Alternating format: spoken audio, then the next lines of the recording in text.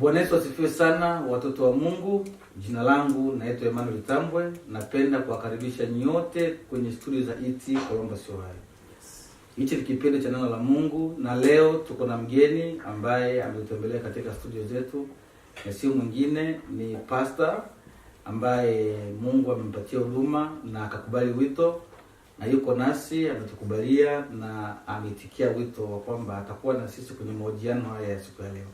Ninaamini kabisa Mungu atakubariki unapotusikia, na ukae pale ukitarajia kwamba Mungu atakwenda kukugusa. Basi sio mwingine, mgeni wetu wa siku ya leo katika studio za ET ni Pastor Makechi Misemo. Hallelujah. Pastor, karibu sana. Hallelujah. Hallelujah. Asante sana.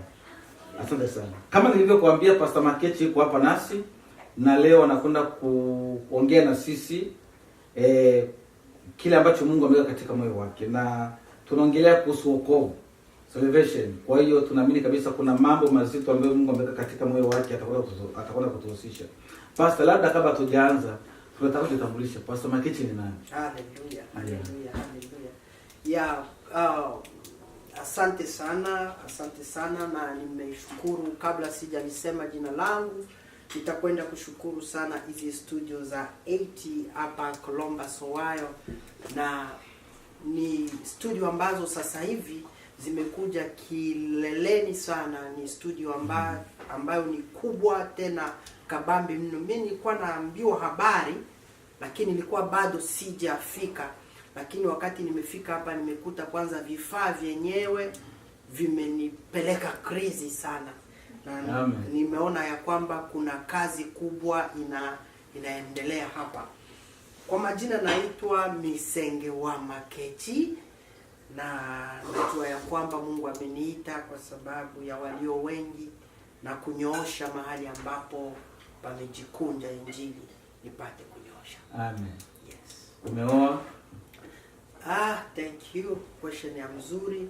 Nimeoa mwanamke mzuri sana, wa kwanza duniani, urembo. Amen. Hivyo ninaye watoto 3, na Mungu ni mwema sana kwetu. Anaitwa Masoka wa Hasani wa moyo. Amen. Ile jina kali sana, moyo. Asante sana. Pastor Makechi ni pastor ambaye anaongoza kanisa la Living Hope. Yes. Living Hope ni Living Hope. Yeah, Living Hope. Kwa hiyo kuishi ndani ya tumaini. Yeah. Kwa hiyo leo tunazungumzia kuhusu wokovu. Kwa hiyo ninaamini kabisa Mungu atakubariki. Jambo lingine kabla sijamkaribisha pastor aanze ni kwamba kwa sababu ya muda ni mfupi, mambo mengine tumefanya behind the scene, yani kama maombezi kabla hatujaingia hapa live hii mnaotuona sasa hivi, tumeomba. Kwa hiyo kwa sababu ya muda mfupi tutaendelea na kile ambacho tumekuandalia. Sasa leo tunazungumzia kuhusu wokovu.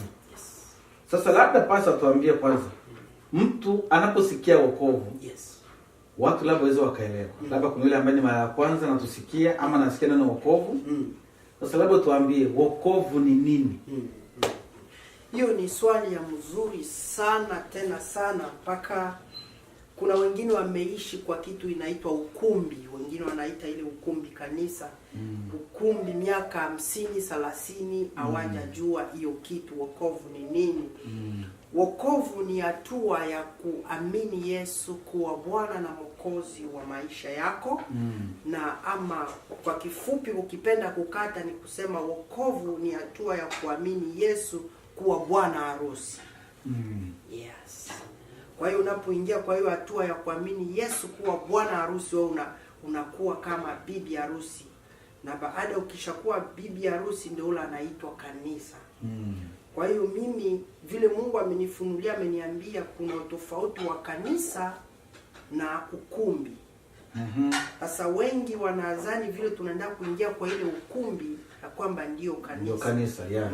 Ile ni ukumbi. Ndio. Kwa hiyo kanisa ni mimi na wewe tukimkubali kuwa bwana harusi tayari. Hapa hivi sisi wawili tukikubaliana ya kwamba Yesu ni bwana harusi, hivi ni kanisa tosha. Kwa hiyo kanisa ni mtu ambaye amekubali Yesu kuwa bwana harusi. Good. Yes.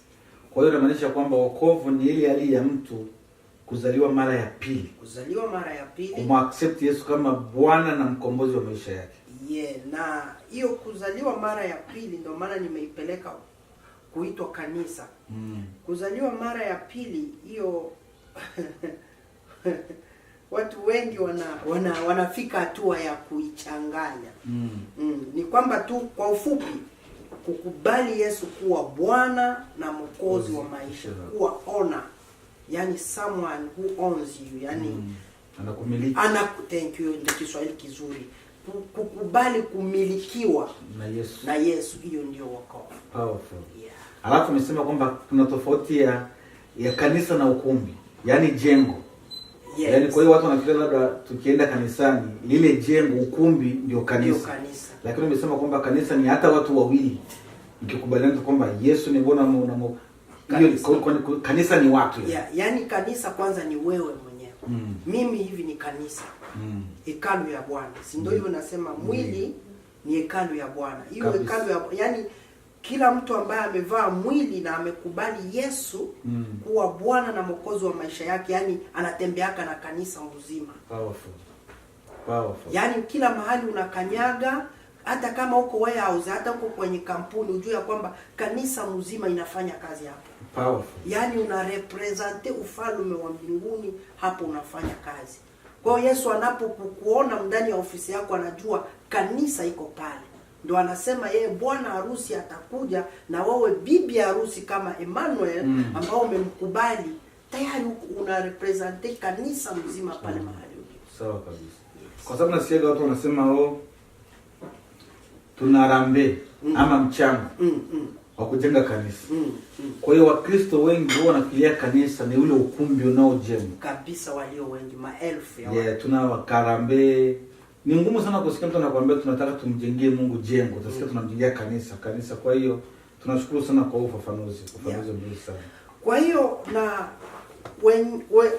ukienda katika kitabu cha Warumi, ndo hiyo mambo iko ambayo tuko tunaongea hapa, mtumishi.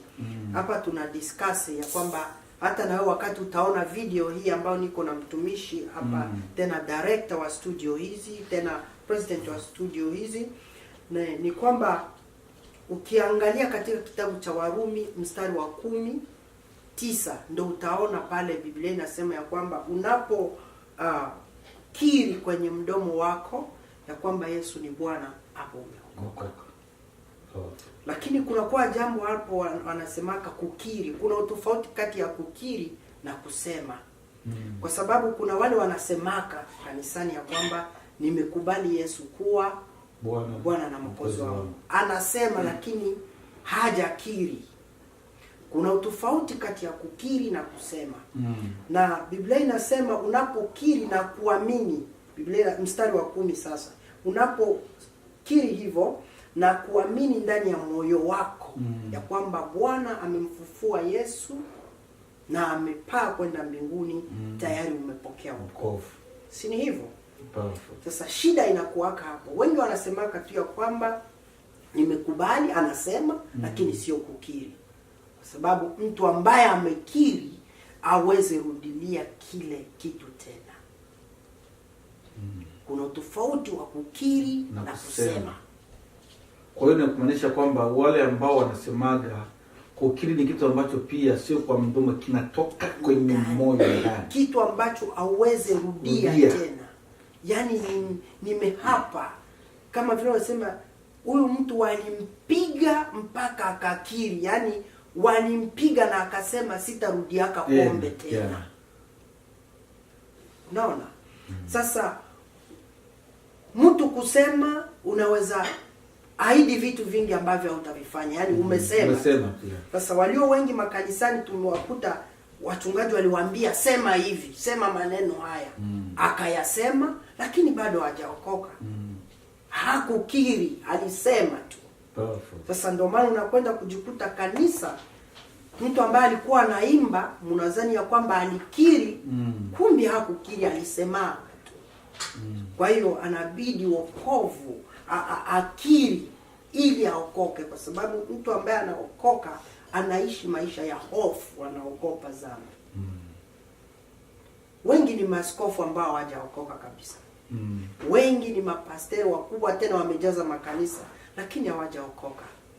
Na wengi hata ni maprofeti wanaponya kwa jina la Yesu, wanakuombea na kabisa na mapepo inakimbia, lakini hawajaokoka. Juu Bwana mwenyewe aliwapa ruhusa ya kwamba wataponya. Ni Bwana amewapa ruhusa, wataponya kwa jina langu, lakini mimi siwajui. Kwa hiyo anatambua wale ambao wamekiri.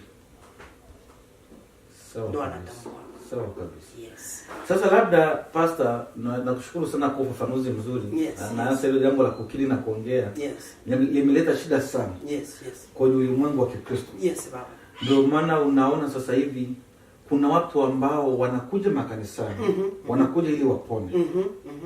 Na wanapokuja kanisani, yes, badala ya kuja kanisani wapate msaada, wanajikuta tena kanisani, mahali ambapo wanatakiwa waje wapate msaada, vitu ambavyo vinafanyika kwa watu ambao wana wokovu.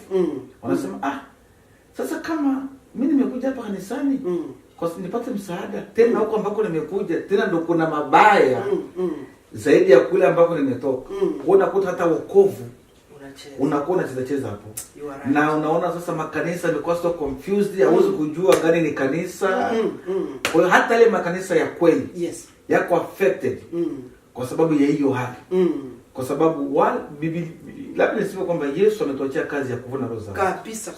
Kabisa. Nendeni ulimwenguni mkawafanye watu kuwa wanafunzi wangu. Amen. Kwa hiyo ndio kazi Yesu ametuachia. Amen. Kwa hiyo wale wanaoletwa, yes, lazima waje kuona utofauti. Ndio maana Mungu anasema kwamba ataweka utofauti katikati yetu na mataifa. Kabisa. Sasa wale wanaoletwa wakija huku wanatukuta sisi huku ambao tuna wokovu. Tena tuna tabia mbaya kushinda wale ambao kule amewacha. Kabisa. Ili jambo likoje hapa? Ndio maana nimeita ukumbi. Nimesema ukumbi ukiwekwa unafunguliwa kwa watu wote. Lakini ndio maana nimeita ukumbi, unisikilize vizuri. Ukumbi unapofunguliwa, unafunguliwa kwa watu wote. Wanaookoka na wasiookoka. Ndio maana unapoingia mule ndani ya ukumbi, unakuta mule ndani pia mna vituko, kwa sababu tulifungua tu mlango kwa watu wote, waliokiri na wale waliosema. Kwa hiyo mule ndani kuna wakati unaenda kujikuta wale waliosema pia wamepewa huduma mule. Wanahudumu mule. Sasa wale ambao wameokoka jana wamekuja kukuta wale ambao walioongea ndio wahudumu mule ndani, wanachanganyikiwa. Powerful. Wanaongea ndio wanakuta wahuduma mule ndani, watu wanachanganyikiwa kabisa. Hii mambo inaenda namna gani? Tulizani hapa ndio tutapata msaada. Tuseme mfano leo kuna mchungaji kama Makecha amefungua tu kanisa kwa sababu nia yake ni biashara, ama nia yake awe watu wamuone kwa kijiji ya kwamba anakuwa mtu mkubwa. Juu kwa sababu naongea hii jambo kwa sababu kuna vitu vitatu vina affect maisha ya mwanadamu. Kuna hiyo kupenda madaraka. Kuna mwenye anafungua kanisa ili hahitaji pesa, lakini anahitaji lukumu kwa kijiji, wajue big man, wamtambue. Thank you, Kiswahili kizuri. Wamtambue yeye ni nani. Huyo yani ni mfia madaraka. Kabisa. Na kuna huyo mwingine anafanya juu ya pesa. Na kuna yule mwingine anafanya juu ya kile kitu tunasema hamu. Mule muhamu muko ngono nini na nini, unaona? Sasa mtu ameokoka jana, ni tajiri wa matajiri kabisa, lakini kitu hana ni Yesu. Sasa amekuja kanisani.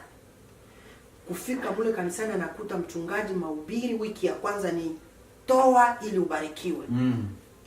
Unaona? Huyo mtu kwa mali ya dunia ameshabarikiwa na mpaka akachoka. Kitu amekosa ni Yesu. Kitu amekosa ni neno. Ndo hana. Sasa kuna mtu amemwambia wende kanisani upate neno, lakini amefika mule tena anaambiwa toa ili ubarikiwe. Baraka zako ziko mlangoni. Toa 200, toa 1000, nini? Wiki ya kwanza imepita, wiki ya pili vile. Ule mtu anaenda kukufa bila neno. Kabisa. Anatoa na anaendelea kweli kubarikiwa na alikuwa ameshabarikiwa.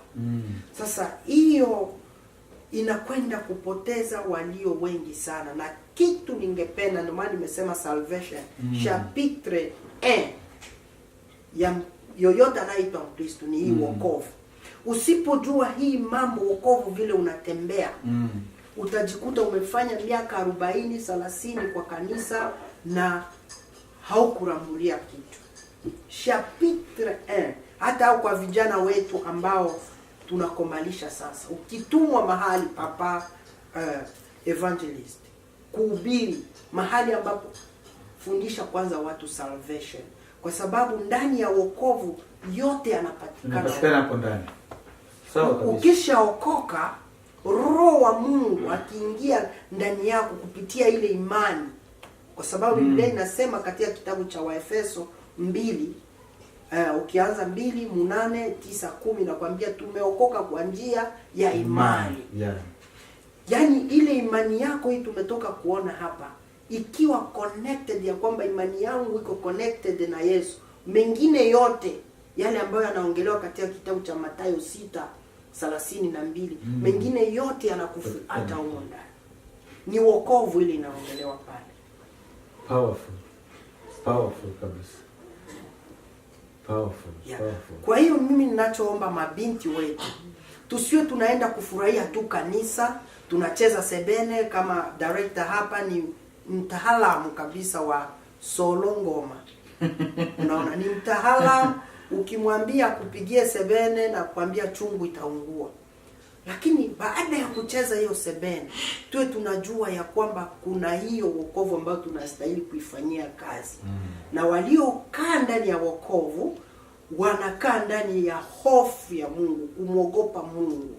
Kusema ya kwamba hivi niko ndani ya wokovu, sitafanya hiki kwa sababu ya Mungu wangu. Lakini unatuambia kwamba uko ndani ya wokovu na unayafanya yale ambayo ulikuwa unayafanya, ujue kwamba haujakiri, lakini umeongea tu. Kweli. Kuna kipimo cha kujipima ndio hicho. Ukienda kujikuta juu, hawezi danganya. Vyenye mimi nimefanya kwa siri, mke wangu hajui, lakini mimi mwenyewe najua. Kwa hiyo ninapo kipimo cha kujipima mimi mwenyewe, unisikilize vizuri, ni kusema kama bado nafanya yale nilikuwa nafanya kwa ujana wangu, hakuna mabadiliko niko nayo, ujue kwamba sijaokoka. Ni kuongea niliongea, lakini sijakiri. Kwa sababu anayekiri anakiri na anaacha. Kabisa baba. Anabadilika. Kabisa baba. Kabisa. Kwa sababu wewe kusema na wokovu na bado unafanya yale, ni kumaanisha wokovu hapo haupo. Mtu ambaye ana wokovu lazima pia na mabadiliko yaonekane yanayoletwa na wokovu. Kabisa. Kwa sababu wokovu unapofika kwa maisha ya mtu, sisi wanadamu tutakwambia usifanye hiki, lakini kwenye kama hatupo utafanya. Lakini kama ulipokea wokovu wa kweli, wokovu wenyewe unaongea ndani yako.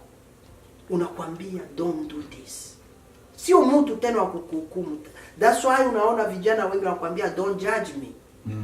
Kwa sababu anakuambia usimhukumu juu yule wa kuhukumu watu yule hajakuwa ndani yake. Na hiyo sentence imevuma sana. Don't judge me. Don't judge me. Kwa sababu watu wanachukulia kusema lile neno Yesu alisema kwamba usihukumu usije kuhukumiwa. Hiyo ni Mathayo 7 mstari wa kwanza. Mathayo 7 mstari wa kwanza. Yes. Kwa hiyo wale ambao wanapata opportunity ya kuendelea na tabia zao za zamani, wanatumia hiyo chapter kama ya kujikinga. Kwamba Yesu anasema usihukumu usije kuhukumiwa. Kwa hiyo ni kumaanisha kwamba basi kama ingilikuwa ni hivyo, hakuna haja sisi kuhubiri, kwa sababu mtu hawezi kuacha dhambi kabla hajaambiwa kile anachofanya ni kibaya. Sema hiyo tena, hiyo ni ya mzuri. Kwa hiyo nilikuwa nasema kwamba sisi ambao tunahubiri tusingekuwa na haja ya kuhubiri. Kwa sababu maana ya kuhubiri ni kumwambia mtu aache dhambi. Kabisa. Na kama tutatumia msemo wa kusema kwamba usihukumu usije kuhukumiwa, kwa sababu kuna tofauti ya kuhukumu na kumwambia mtu anachofanya ni makosa. Kabisa. Kwa nimependa hilo neno kwa sababu watu wengi sana wanatumia hilo neno. Hata sisi ambao tuko ndani ya wokovu, usihukumu usije kuhukumiwa. Sasa unawezaje kunibadilisha mimi Emmanuel? Kama haujaniambia Emmanuel hapo umefanya makosa. Kwa sababu hauwezi kuniambia nimefanya makosa kama hayo makosa hujayaona. Hiyo ni kweli. Hiyo ni kweli unasema. Kwa hiyo kumaanisha kwamba watu wanajificha kwenye dhambi. Sasa hapo ndo ile shida nilikuwa nasema. Watu wanaenda kusoma tu mstari mmoja. Lakini sura hiyo hiyo ya 7 ukishuka tu, ushuke na maandiko 15, ushuke mpaka 18, 20 na kitu hivi. Inasema ya kwamba mti hujulikana kwa matunda yake. Ni hiyo hiyo verse, na hiyo ni hiyo chapter moja, yani 7. Ushuke tu nayo. Kuanzia mstari wa kwanza ndio unasema usihukumu ili usije ukahukumiwe. Lakini ukishuka kabisa kwanza 6 yenyewe ndio inaanza kuongea kuhusu maabudu. Inasema wanafiki wanaabudu tu kwa mdomo lakini ndani hamuna kitu. Shuka na maandiko. Hiyo chapter inashuka mpaka 18, 20 hivi na moja inasema kwamba mti hujulikana kwa matunda yake. Hiyo inamaanisha nini? Ya kwamba ukituambia wewe ni embe na tukikuta ya kwamba kule kuko grapes, lazima tushangae, sio hukumu. Powerful. Unaelewa? Ukituambia mimi nakuaka embe, ina maana mimi ni Mkristo. Lakini ndani ya hiyo embe tunakwenda kujikuta grapes na wenyewe uko pale. Unatoka ndio maana unajikuta mtoto tunashangaa. Watu wanashangaa. Nini? Sasa imekuwaje tena? Kwaje?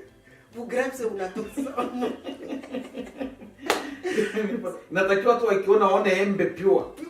Sasa mwaine kushangaa unajikuta embe inaanza kusema msinihukumu. Mimi ni embe. Hapana. Tunaona grapes. So powerful. Mungu atusaidie sana. Hivyo ndio mambo inaenda. Sasa ni kushangaa tu tunashangaa na mule mkushangaa embe akasikia ya kwamba mnanihukumu, sio hukumu tu. Kuna grapes unaonekana hapo ndani. Mule ndani buma hapo. Na sisi tulizani tukifika kwa mti wa embe tutakula embe. Sasa hiyo ndo vile mambo inaenda. So ukituambia kwamba umeokoka, umepokea huyu Yesu, acha tuone matendo ya Yesu ndani yako. Ndio maana amesema ya kwamba mimi niliowaita ni mtakatifu. Iweni watakatifu kama mimi. Powerful. Hakuna kuona mbingu pasipo kuona utakatifu. Sipo mimi. Haleluya. Tuko pamoja. Kwa sababu hauwezi kutofautisha Yesu na utakatifu. Ukisema utakatifu, umesema tu Yesu. Ukisema powerful. Okay, labda pasa nieleze kitu kingine. Yes. Wewe mtazamaji ambao unatuangalia pale, tuko kwenye studio za ET Columbus, Ohio. Mbele yenu yuko ni Pastor Makechi wa kanisa la Living Hope. Na tunaongelea kuhusu wokovu, salvation. Na ninaamini kabisa unakwenda kubarikiwa. Kwa hiyo stay tuned kwa dakika chache. Tunaendelea na mjadala wetu. Tunaongelea kuhusu wokovu. Nini maana ya wokovu? Sasa Pastor, labda niulize swali lingine. Mtu akishokoka, kwa sababu kuna kile kitu tunaitwa uchanga wa kiroho. Uchanga wa kiroho. Mtu akishokoka amemkubali Yesu kuwa Bwana na Mwokozi wake na amempokea. Labda yule ambaye sasa hivi anatutazama bado ndiye ameokoka. Ameokoka juzi na siku 2. Na mtu anakuwa na ile kiu ya kukua. Ya kukua kiroho. Sasa ndani ya huo wokovu kuna wale ambao bado ni wachanga wameokoka na wengine bado wanaukulia wokovu, wengine wako juu kabisa. Sasa wale ambao ni wachanga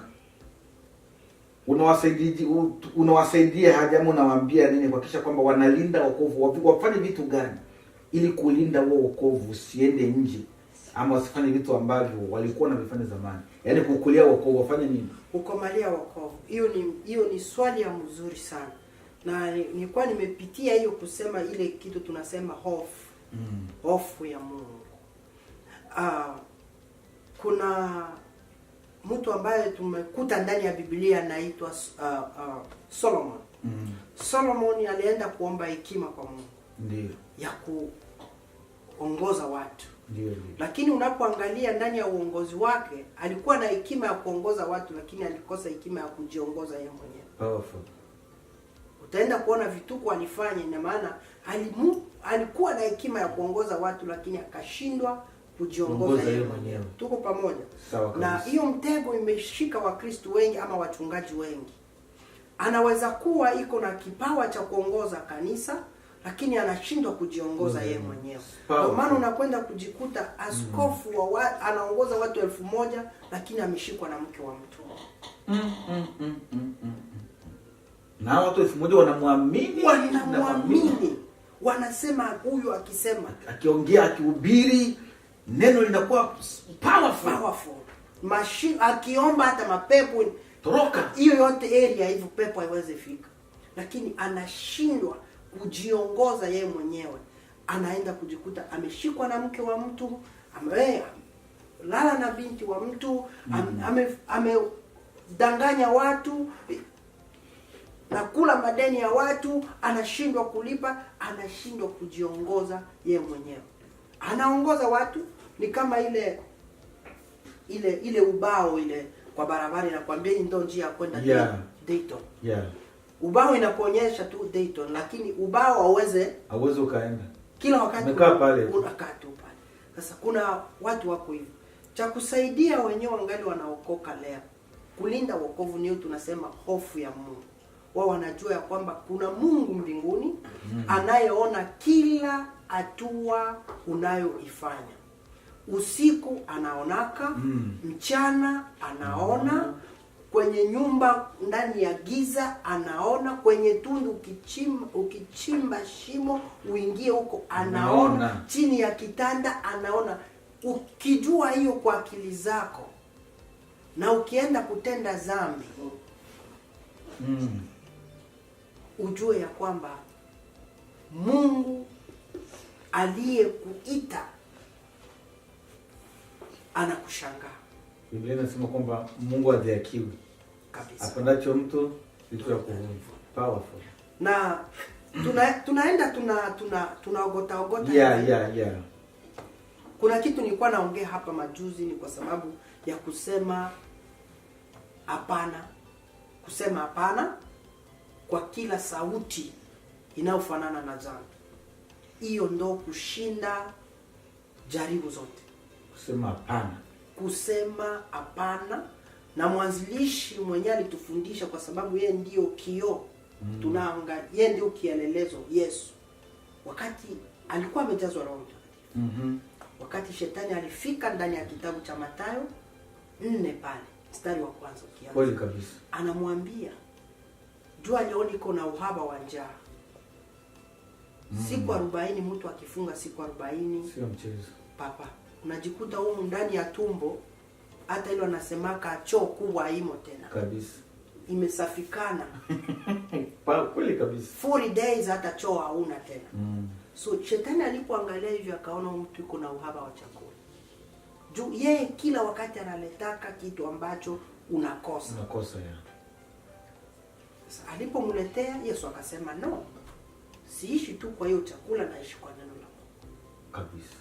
Ijapokuwa uko mtoto uliokoka jana, wewe unajua ya kwamba kuna mambo ambayo unayahitaji, na kuna wakati shetani atayaleta fast ili akutege.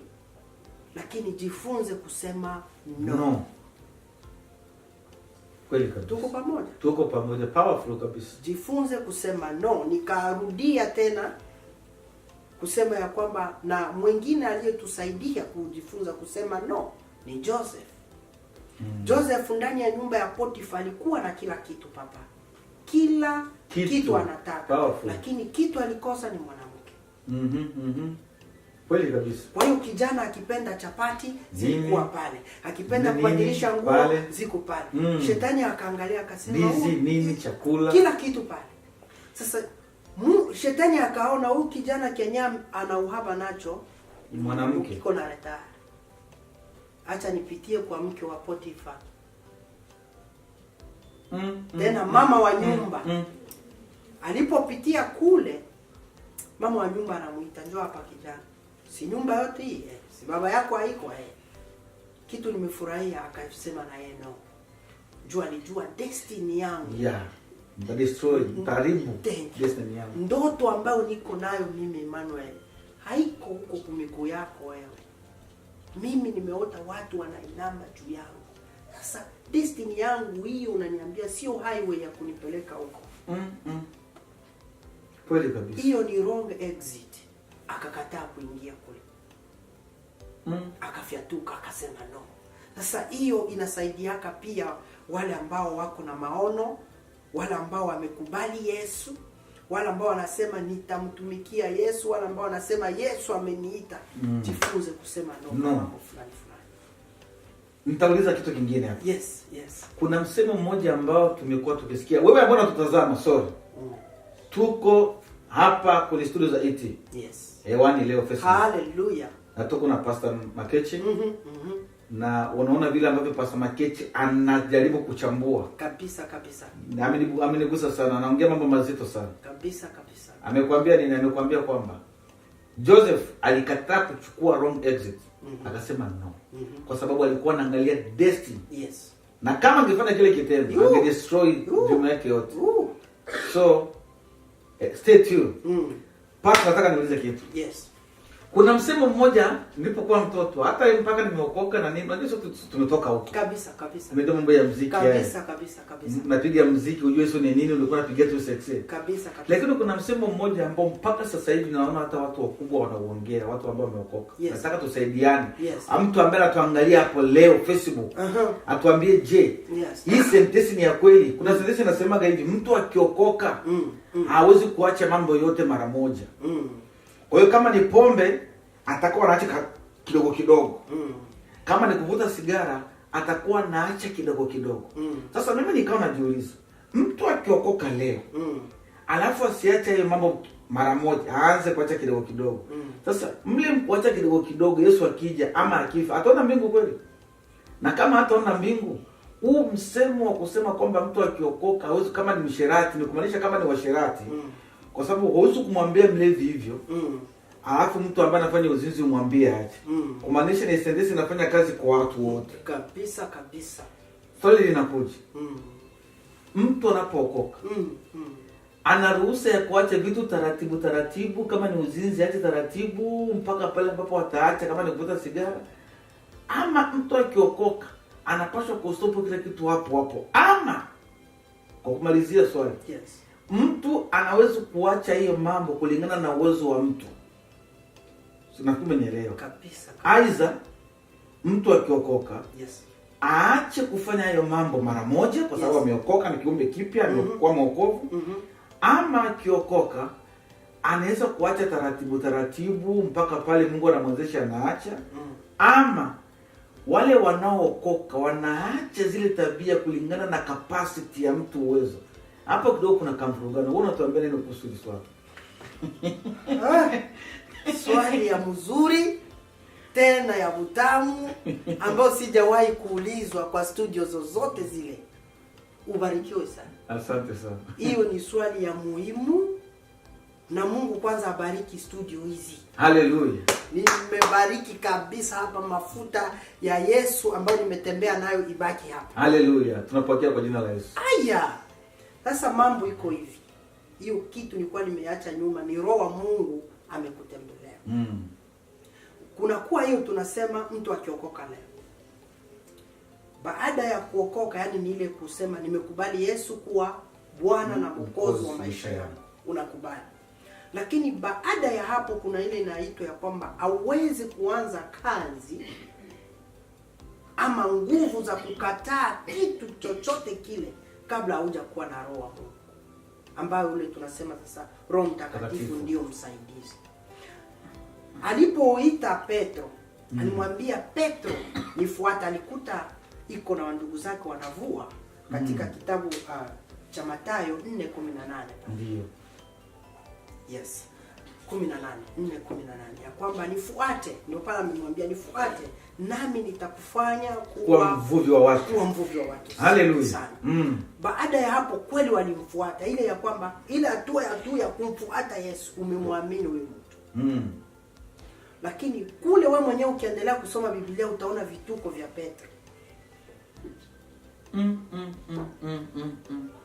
Powerful. Utaendelea kuona vituko. Mara anamkana, mara anamfanya hivi, mara anarudia tena. Kwa sababu ya nini? Alikuwa hana Roho Mtakatifu. Tuko pamoja, usikie hivi vizuri. Shida ambayo imeharibu watu kusema ya kwamba Roho wa Mungu iko ndani yangu na hajakuwa ndani yako. Kila mtu kwanza ubarikiwe sana. Hiyo ni mafuta. Nimesikia kubarikiwa kabisa. Hallelujah. Ukisikia mtu yote anakuambia niko na Roho wa Mungu na anaendelea kufanya madega, huyo amedanganya. Mungu iko pamoja na wewe Papa Emmanuel. Amen. Unaweza kuwa umeongea ama umekiri, lakini roho wa Mungu kama haja kuwa ndani yako, anytime utamkana Yesu. Anytime utamkana Yesu. Kwa hiyo kwa tafsiri nyingine kwamba unapokuwa umeokoka, alafu unasema kwamba nitaje taratibu, ama unakuwa ni kama unamtia Yesu aibu. Kabisa kusema ya kwamba nimeokoka na Yesu, yani nimekubali Yesu na roho wa Mungu iko ndani yangu. Na unafanya madega, ni kama vile uko imbwa. Biblia ndio inasema, sio mimi. Imbwa ambayo inarudilia matapishi. Unaelewa? Kwa hiyo kukana Yesu ama kurudilia ile matapishi ni kwamba roho wa Mungu hajakuwa ndani yako. Hata mimi ninaweza mkana Yesu kama sina roho wa Yesu ndani yangu. That's why ukisoma Agano la Kale yote nakwambia the Spirit of God was upon me. Was upon them. Let me say was upon them. Ya kwamba alikuwa juu yao. Akitembelea Musa anaenda, Mungu nifanye nini?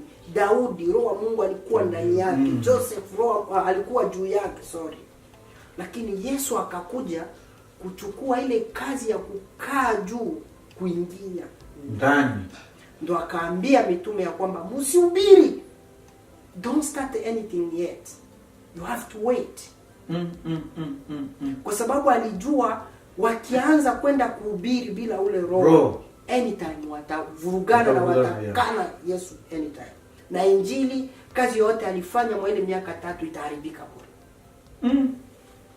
Kweli kabisa. Kwa hiyo ukisikia mtu amekwambia roho wa Mungu iko ndani yangu, Mungu iko ndani yangu, Mungu anaangalia roho iko ndani na anafanya vituko, ujue ya kwamba anaweza kuwa ameamini Yesu lakini hajakuwa na ule roho wa kumuguide, kumuongoza.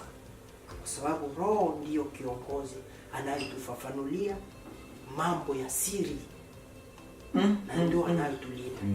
Kwa hiyo kifupi ni kama unasema kwamba mtu anapokuwa ameokoka, ni lazima atie bidii kuacha.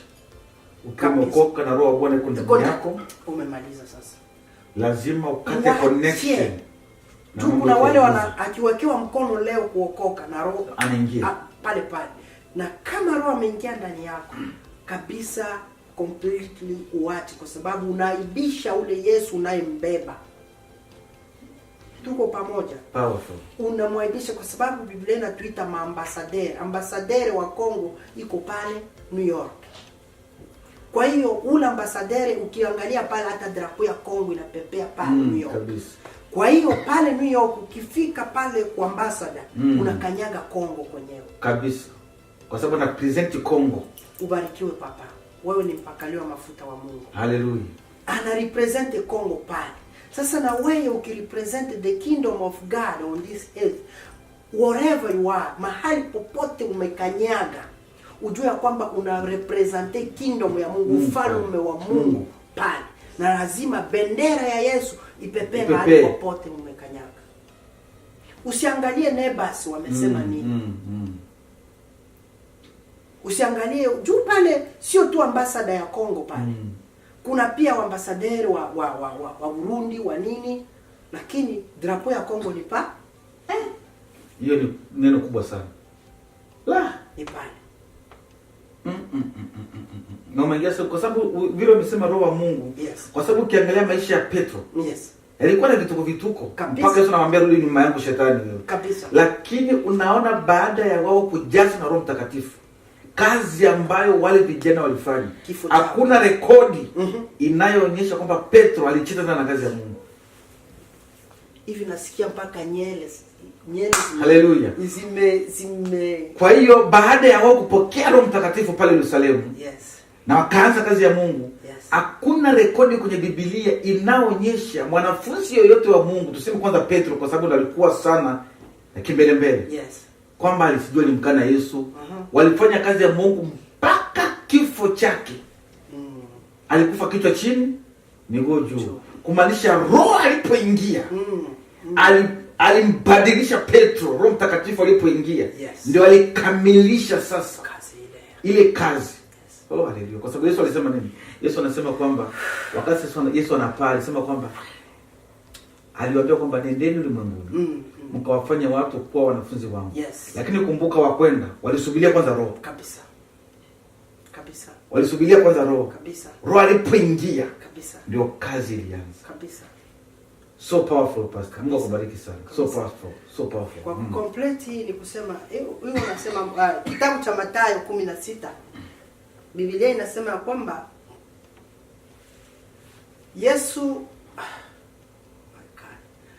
Yesu akawaita wanafunzi wake. Akawaambia watu wanasema huko. Usome hiyo chapter yote 16. Watu wanasema huko mimi ni nani? Wanafunzi wakamwambia, wengi wanasema wewe ni Elia. Wengine wanasema wewe ni mmoja wa manabii wa zamani. Wengine wanasema wewe ni Yohana. Sasa Yesu akarudilia swali akawauliza, sasa nyinyi ambao nimefundisha, ambao nimekaa nao, mnasema mimi ni nani? Kitu ambacho kinakuwa kinanishangaza pale, 11 ambao walikuwa pamoja naye walinyamaza. Jibu itoke wapi? Inamaanisha kwamba unaweza tembea na Emmanuel miaka 5 na hujajua Emmanuel. Powerful. Imemaanisha kwamba unaweza kaa na Maketi miaka 10 na hujanijua mimi ni nani. Kabisa. Tumeitwa tofauti. Lakini Petro akasimama akasema wewe ni Masia mwana wa Mungu. Yesu mwenyewe akasema ya kwamba hilo jibu alikutoka kwako. Kwa hii minofu ni roho wa Mungu amekufungulia. Hallelujah. Hallelujah. Amen. Hallelujah. Amemaanisha nini? Alisema ya kwamba pala alikuwa anajaribu kutafuta ni nani ataachia funguo. Kwa sababu mimi sitakuachia urisi na unijui. Sitakupatia urisi wangu unirisi wewe and you don't know. Yeah. Lazima ujue mimi ni nani ili upate urisi wangu. Amen. Petro alipojibu tu akamwambia, kwa jiwe hili nitajenga kanisa na milango ya kuzimu haitaliweza. Funguo hizi hapa za mamlaka. Kwa hiyo wale wote mitume walikuwa pale, lakini aliyeachiwa funguo alikuwa Petro. Kwa sababu ndo ametoa jibu sahihi ya kujua Yesu ni nani. Na unakumbuka kuna andiko moja nimesahau. Yesu anamwambia Petro kwamba nimekuita wewe ili utakapoongoka uwasaidie na haleluya. Kwamba naombea imani yako. Naombea imani yako.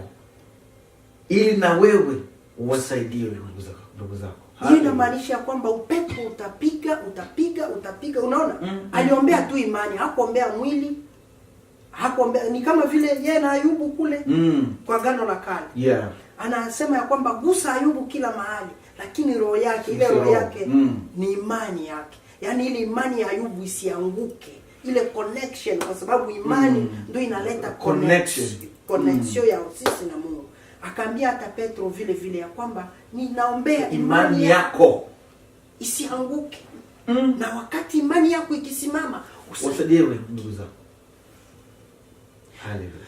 Kwa hiyo nilikuwa napenda kusema ya kwamba hiyo kitabu napenda nifike mpaka pale mahali umesema ya kwamba alimwambia hii kitu nilikuwa na uko na bahati sana, ni kitu ambacho niko nafundisha kanisani, ni kwamba kulifika hatua pale hiyo 16 ukifika 23 hivi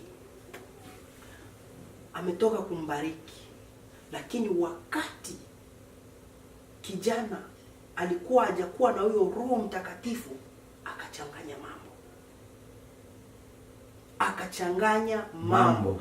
Kwa sababu baada ya yeye kupewa funguo, baada ya yeye kuwapa mamlaka, Yesu akaanza kuaga. I think ni 19 hivi. Shuka 19:20. Anaanza kuambia, sasa muda wangu umetimilika wa kwenda kule ni uwawe, nishikwe na wale wakubwa wa sheria na Mafarisayo wanishike na waliuwe. Petro akachanganikiwa. Akasema huyu mtu ametoka kutubariki sasa hivi hapa. Kusura ya 16-17 hapa. Ni nini? Si ndo akamuita pembeni, Bwana usiseme hivyo. Kwa akili za binadamu Petro hakukuwa na kosa, kwa sababu alipenda Masia asiende kukufa. Kabisa. Tuko pamoja? Tuko pamoja. Lakini katika ulimwengu wa kiroho amefanya mwiko kabisa. Ameua wanasema nini? Ameua vision. Maono. Ameua maono, kwa sababu Yesu alikuja ili akufe. Ili tukombolewe. Kwanza Petro, Mungu akusamehe sana Petro. Mungu amsamehe sana. Anaanza kuambia Yesu ya kwamba usiende huko kukufa. Na Yesu angesikia aogope, leo mimi na Emmanuel tungekuwa hatuja kabisa. Sisi tungekuwa wapi? Lakini nikashukuru Yesu akamwambia toka nyuma yangu shetani. Juu Yesu alijua mwenye anaweza kataa mimi nisikufe ni shetani, kwa sababu ndio anajua hii secret. Mwenye anajua hii secret ya kwamba mimi nikikufa ukombozi utapatikana pale. Ninapoangalia katika ulimwengu wa kiroho ni shetani peke yake. Kwa hiyo huyu kijana anayeongea ni shetani iko ndani yake. Kwa hiyo toka nyuma yangu wewe shetani, ili nifikie malengo. Toka nyuma yangu wewe shetani, ili nifikie destiny. Nimekuja, nimezaliwa ili nikufe. Ili ndio lengo la mimi kutoka mbinguni. Nimekuja ili nikufie wanadamu, lakini wewe leo unaniambia ya kwamba nisiende kukufa. Kwa hiyo umenivunjia kazi yote. Kwa hiyo toka nyuma yangu. Na kupitia wewe Petro. Haleluya. Baada ya mimi kufa, kanisa linajengwa. Kabisa. Haleluya. Powerful. Lakini wakati alipomkomesha hivyo, kweli akaenda na akawawa zile nguvu za msalaba. Mimi na wewe tukakombolewa. Hata Petro mwenyewe akakombolewa. Amen. Alikuwa hajakombolewa. Na hapo sasa wakaruhusiwa kuanza kufunga. Unajua walikuwa wafungi. Walikuwa wamekatazwa kufunga. Labda pastor wakati Biblia inasema kwamba akawapatia nguvu. Na mamlaka. Na walipokwenda kule Biblia inasema kwamba wanafunzi wa Yesu walimwombea mtu mmoja mwenye mapepo. Mapepo yakakataa kutoka. Kabisa papa. Sasa nilikuwa najiuliza, wamepewa mamlaka na Yesu. Yule mwenye mtoto wake akasema hata kama wameshindwa acha endelee, akaenda kwa Yesu. Yesu akamtoa mapepo. Sasa akamuuliza mzee, Yesu akamuuliza mzee, tuambie, mbona sisi tumemwombea huyu mtu mapepo ya kutoka? Sasa inakueje? Yesu akamwambia vitu vingine havitoki hivi isipokuwa kwa kufunga na kuomba. Kumaanisha majamaa kufunga wao walikuwa Yesu aliwaambia kabisa, hata siku moja vitu vingine vitendeki isipokuwa ni kwa kufunga na kuomba. Sasa wao walifikiria tu tumepewa mamlaka twende. Walishinda kutoa pepo kabisa. Endelea pale. Na hiyo ndio wakati sasa Yesu mwenyewe alikuwa anasema hawa ndio walikuja kustaki, wakasema hawa watakuwa wanafunga baada ya mimi nisipokuwa pamoja nao. Ile maana Yesu alikuwa anafunga kwa niaba yao wote. Kabisa. Kuna wakati unaweza chukua tu vifungo kama kichwa cha nyumba hapa, unafungia familia yako. Kabisa. Sio mpaka wote. Kabisa. Kwa hiyo Yesu mwenyewe alikuwa anasema nyinyi kufunga kwenu mtafunga, mfungie nani wakati mimi niko hapo. Mimi niko jibu ya chochote mnataka. Mkiwa na njaa mimi ndio chakula. Mkikosa pesa mimi ndio sponsor. Sasa mtafunga muombe nani wakati mimi niko hapo. Ni sasa unakwenda kwa unakwenda asubuhi kwa makechi, unafungua mlango unasema unafungua mlango mimi unakaribishwa karibu sana. Pastor Makete anakuambia karibu na ujini makechi sasa anakuambia nataka nione Pastor Makete anakuambia mimi naongea na yeye. Ndio makechi. Kwa hiyo Yesu alikuwa ndo kila kitu. Yani the answer of everything. Yani kila kitu ambao alikuwa anahitaji, jibu ndio hilo alikuwa anatembea naye. Kama upepo unakuwakuta kwa maji, jibu wako nayo mle vile. Na ndio maana unaona hata wanafunzi wa Yesu baada ya Yesu kufa walianza kuingia maisha yalichange kabisa. Kutoka kwenye ustarehe kabisa kuingia kwenye mateso kabisa. Kwa sababu kipindi chote cha miaka mitatu ambacho wanafunzi wa Yesu walikaa na Yesu ule wokovu. Wao walikuwa tu Yesu anafanya miujiza, mikate, samaki kwenye midomo ya pesa kwenye midomo ya samaki. Nafikiri Petro alimwambia Yesu, Bwana, waambie hao waende mijini wakatafutie chakula.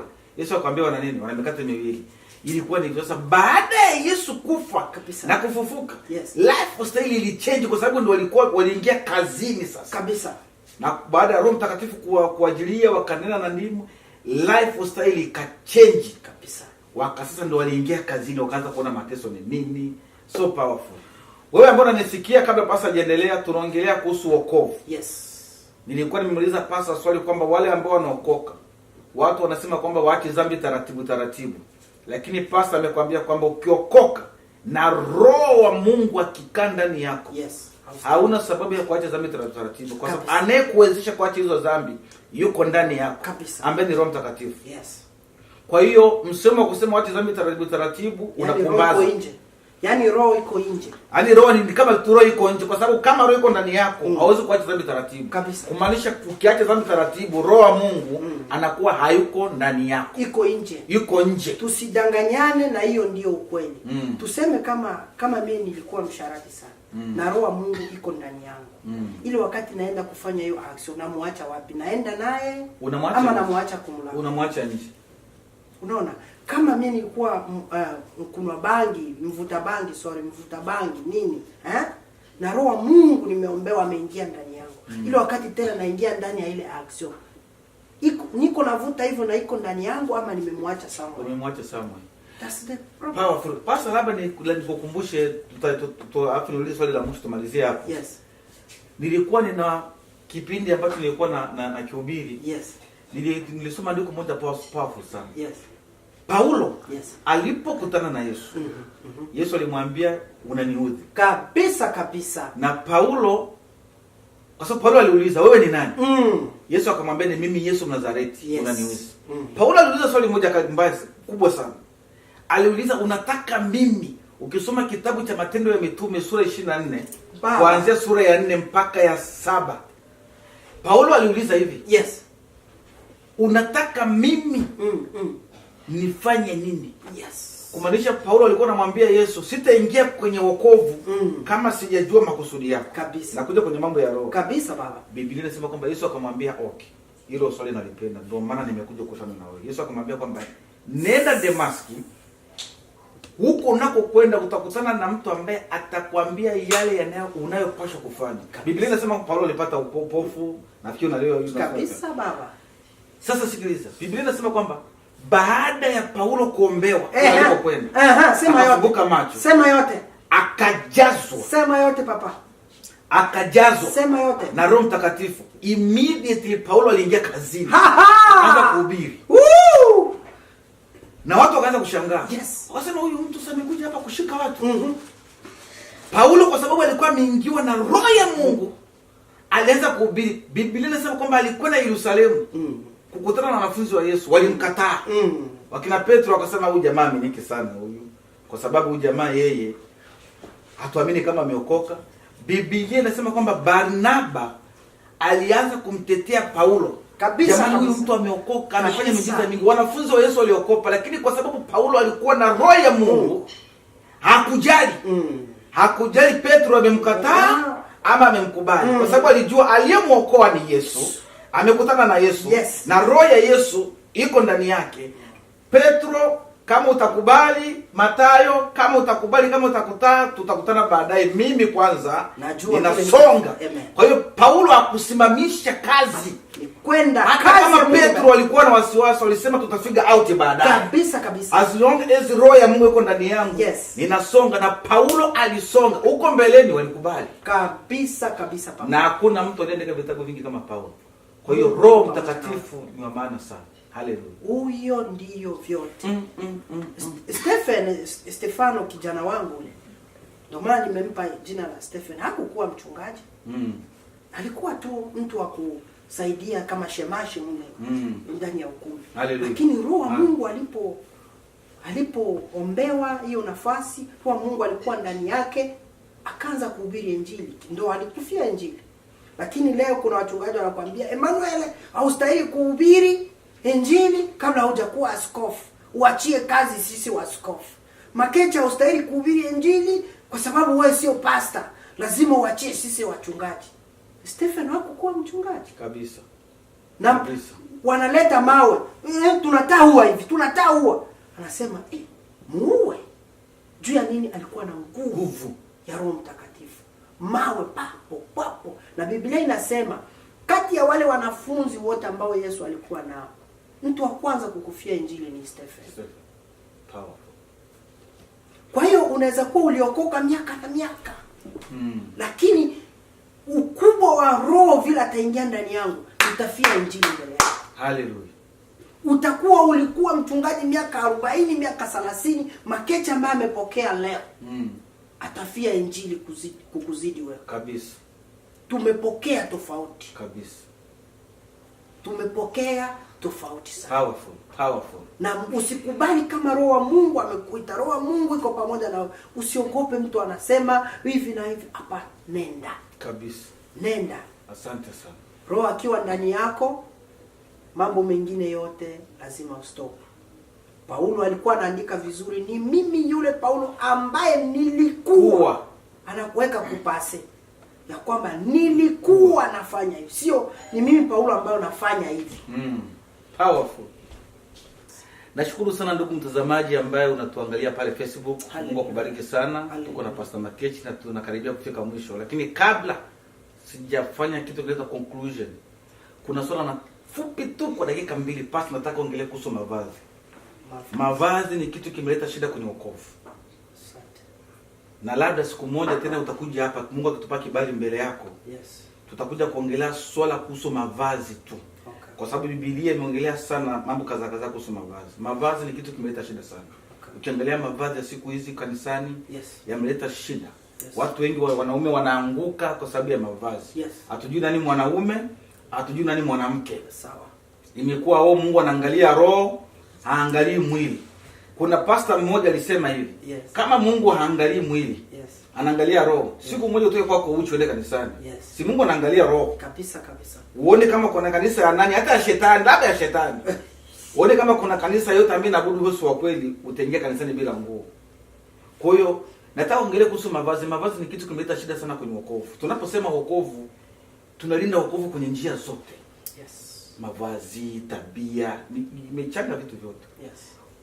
Unawaambia watu nini ambao wanatusikia kuhusu mavazi, watoto wa Mungu, na hasa.com. Wanajiita ni .com.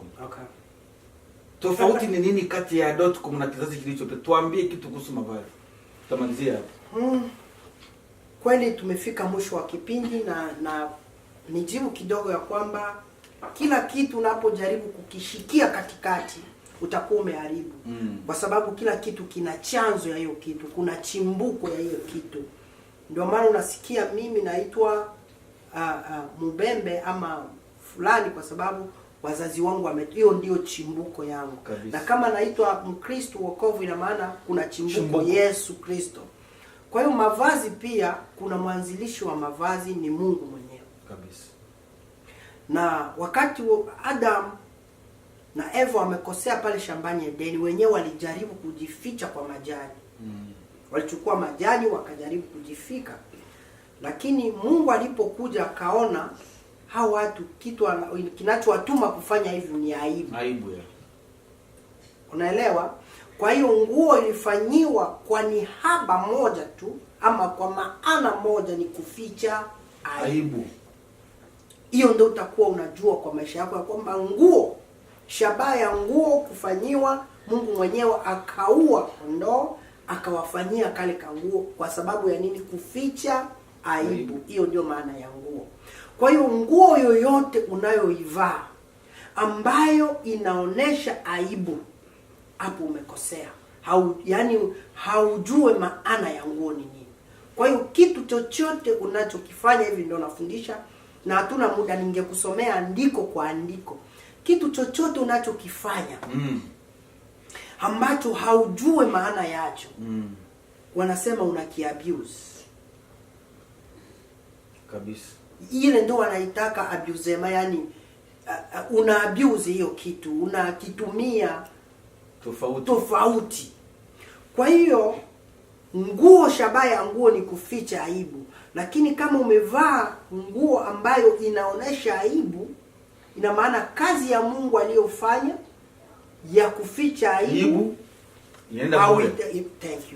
hauitambui kabisa. Kwa sababu Paulo anasema kwamba anatuvaa mavazi ya kustiri, ya kujisitiri. Unaposikia neno kustiri ni heshima. Kabisa. Mavazi ya heshima. Ndio hiyo kuficha aibu. The same kabisa. Kabisa. Na ndio maana nimerudia kwa mwanzo kabisa, wasizani ni kitu tu kimeanza hivi. Kimechomekea. Mungu mwenyewe alianza. Mungu ndio mwanzilishi wa nguo. Akawatengenezea Adamu na mke wake nguo baada ya kujiona wako uchi. Kumaanisha Mungu aliona mavazi ambayo wamejitengenezea bado yalikuwa ni mavazi ambayo yanatia aibu. Na yatakatika kesho vimajani. Majani sio kipenda, utapenda kuogota ndizi tu hivi. Hiyo inabaki. Pasuka vyote huko nyuma. Akaamua kutengeneza ngozi. Kwa sababu ngozi haukati ndugu yangu. Hata iname aje. Kwa hiyo Mungu anatengenezea ngozi. Wao walivaa majani. Mungu akasema this is not good. Atapenda kuogota ndizi. Na ipasuka majani ya pasuka. Aibu tena pale. Hadi tupatie ngozi. Andika ngozi hapo. Hata adunde namna gani ateze kalokeka ngozi kako pale. Hallelujah. Hallelujah. Hallelujah. Ukijaribu kufanya vyako. Hallelujah. Ukijaribu kufanya vyako. Hallelujah. Vya mawazo yako ambavyo haviambatane na msingi wa kuficha aibu. Nguo ya ndani tunaanza iona nje. Tuseme ukweli, kwa madhabahu ya Mungu tunakosea Mungu. Lakini hutaenda kuambia mtu ya kwamba njoo kutoka huku. Hapana. Kuna ile sasa ndio ile tunasema heshima. Unafundisha watu ili wajue ukweli. Kwa sababu ambia watu ukweli na ukweli utawaacha huru. Lakini ni vibaya kujaribu kusema Mungu anaangalia roho na unaona ni wako vibaya pana. Wafundishe wanapojua ukweli utawaacha. Kwa sababu Paulo anasema kwamba mwili ni hekalu pia. Kabisa. Na Roho Mtakatifu. Kabisa. Powerful. Na juu ukimfokea akiwa mbele yako atavaa vizuri. Lakini kumasomo kule anaenda kubadilisha nguo nyingine kwenye masherehe, lakini kama umemfundisha amejua ukweli, ule ukweli itakuwa jaji wake kila mahali. Na pastor umeongea kitu powerful. Nafikiria sasa hivi hata kwenye vipindi vyetu hivi vya hapa neno la Mungu live. Yes. Tutakuwa tuna base sana kujifundisha kwa sababu nimegundua hata mke wangu. Mke wangu ambaye nampenda sana, Mama Neema. Alikuwa ananiambia kwamba Wakristo wengi sasa hivi wamekosa neno kufundishwa neno la Mungu. Kabisa. Wengi wamejaa mistari mingi. Kabisa. Inatakiwa watu wafundishwe neno. Wewe wanajua mavazi. Biblia kama ni Biblia inasema nini kuhusu mavazi? Biblia inasema nini kuhusu masikini? Biblia inasema nini kuhusu utakatifu? Biblia inasema nini kuhusu chakula? Kuhusu kuolewa. Wanafundishwa hizo package zote. Kabisa. Zote taratibu. Kabisa. Ubarikiwe sana pastor. Ubarikiwe sana. Ile mafundisho ndio inaendaka na mtu. Lakini kufoka haitasaidia. Anakuogopa tu. Anaogopa baba ataniona, anajifunika. Wewe kwenda konje mkazi ama anajua leo baba atatumikia kazi New York. Huku nyuma huko Instagram ni hatari. Hatari kabisa. Lakini akiwa na hofu ya Mungu ndani yake, ukimfundisha, umweke hofu ya Mungu. Hiyo hofu ya Mungu ndio itakuwa yeye mwenyewe anaenda kujiangalia, hii nguo inanisitiri. Sio nzuri. Anatoa. Kwa sababu moja ya kofia za Yesu alikuwa mwalimu. Kabisa. Yesu alikuwa mwalimu, Yesu alikuwa mchungaji, yeye alikuwa ni kuhani mkuu. Yaani Yesu yeye powerful sana. Na ndio hiyo alifanya. Kwanza umegusa neno ya mzuri. Japokuwa utamu wa neno uko mingi sana. Hallelujah. Amegusa neno ya mzuri ya kusema kuhani mkuu. Agano la Kale walikuwa wanachagua kuhani mmoja wa kwenda pale kwa mwaka. Unaelewa? Sasa kuhani mkuu leo ni Yesu. Ambaye na mimi na ule mwanyiko uchi na nini tunamwangalilia. Sasa mfundishe huyo mtu neno, kwa sababu neno ndio huyo kuhani mkuu. Tunasema neno ndio Yesu. Kabisa. Kwa hiyo mfundishe neno mahali popote anaenda aende na neno. Au anaenda anatembea na huyo kuhani mkuu. Hallelujah. Asante. Basi ndugu mtazamaji, tunapenda kuwashukuru sana ninyi wote ambao mko Facebook hapa. Tulikuwa kama nilivyowaambia, tulikuwa na Pastor Makechi wa kanisa la Living Hope. Pastor ana mambo mengi sana. Kama mnavyomuona, neno limejaa. Na ana mambo mengi sana. Lakini kwa sababu ya wakati, tunaamini tutapanga schedule nyingine na atakuwa pa next time. Tutakuja kuongelea hili swala la mavazi. Tutakuja kuongelea tu kwa ujumla tabia na mambo mengi. Kabisa. Kwa hiyo Pastor na mambo mengi, lakini muda ndio huo. Kwa hiyo next time tunawapromise kwamba atakuja tena kwenye studio za ET. Na tunaamini kabisa Mungu atatupatia kibali. Hallelujah. na atakuja kufundisha zaidi. Hallelujah. Tumesema kwamba tutakaa kwenye mkao wa kufundisha. Yes, yes. Mkao wa kufundishwa. Wakristo wanatakiwa wajue neno, wafundishwe. Yes. Na ninaamini Mungu atakwenda kuwabariki. Basi nataka pastor waage aseme neno la mwisho, alafu tutakuwa tumalizia waage. Mimi ni kusema tu studio hii ni kama sauti ambayo iko jangwani, nasema tutengeneze njia wakati tunaishi hizi siku za emergency. Yeah. Kuko vitu vingi vyenye ametoka kusema vya kufundisha, lakini ninachokuambia uwe tayari ya kwamba Yesu amekuja. Amen. Kitu ambacho tulikuwa tunasubiria tu ni nani huyo atatutangazia, kwa sababu haingekuwa na haingekuwaka watu kusema Yesu atakuja kabla ya capital ya Israeli haijakuwa Jerusalem. Angelikuja. Biblia inasema haingewezekana. Lakini hiyo wa president wote walikuwa wa Marekani wanakuja, wanaahidi watu wataannounce hiyo kitu. Ilikuwa haijawezekana.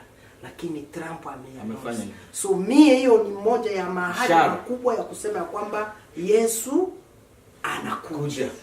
Kwa sababu kuna vitu vya kufundisha hapo wakati mwingine, ni kuoneshe ni kwa nini atakuja wakati capital ya Israel iko Jerusalem. Ina ahadi yake hapo. Kwa nini ilikuwa inasubiriwa? Na kwa sababu ya hiyo nakwambia kwamba uwe makini sana kwa chochote unachokifanya, kwamba Yesu yuko mlangoni. Amen. Ubarikiwe sana. Amen. Asante sana, Mungu akubariki. Na tunaomba wewe ambao unatusikiliza uendelee kutufuatilia. Tuko live kila siku ya Jumamosi. Kipindi cha neno la Mungu ambacho nakiongoza mimi. Na tuna kipindi cha vijana amkeni vijana ambacho kinaongozwa na dada yetu mpendwa Christina Baombo. Kwa tuko Facebook live. Kwa kama una maoni, kama una maswali, kama unasikia Mungu amekupatia kitu, ambacho kinaweza kuwa baraka kwa watoto wa Mungu, pia tunakukaribisha. Namba za simu ziko hapo. Chukua namba za simu. Huu ni mlango wa kazi ya Mungu. Hatuko hapa kibinafsi. Yes. Sio injili ya kusema mimi wengi.